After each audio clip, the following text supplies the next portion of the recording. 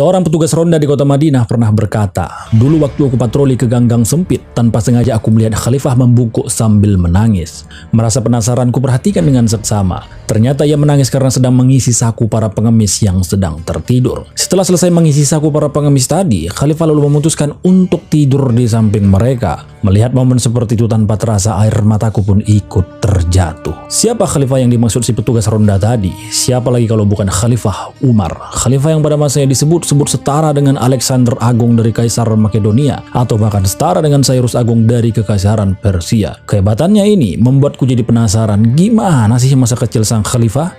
Ini dia cerita masa kecil Khalifah Umar.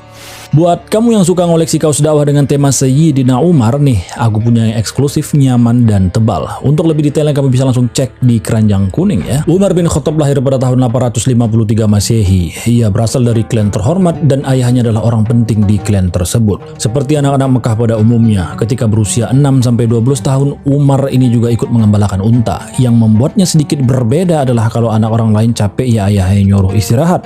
Tapi kalau Umar istirahat, ayahnya langsung marah-marah, bahkan tak jarang langsung menghajarnya. Sebenarnya bukan karena nggak sayang ya, justru ayahnya ini terlalu sayang. Ia ingin anaknya jadi lelaki yang kuat, tapi nampaknya didikan sang ayah ini kelewat batas.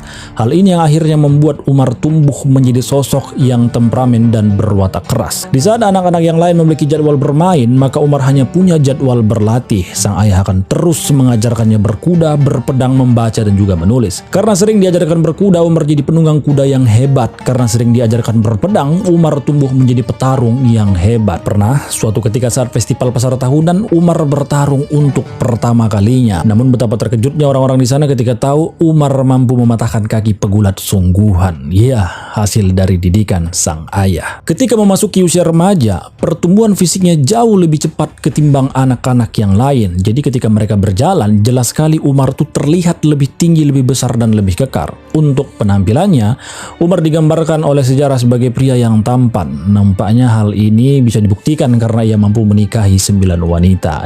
Tapi jangan salah paham dulu. Ini terjadi sebelum Umar memeluk Islam. Aku kira ini dulu hal-hal yang penting mengenai Umar pada masa kecilnya. Di part 2 nanti kita akan bahas mengenai Umar sebelum memeluk Islam. Suka sejarah? Follow aku di sini.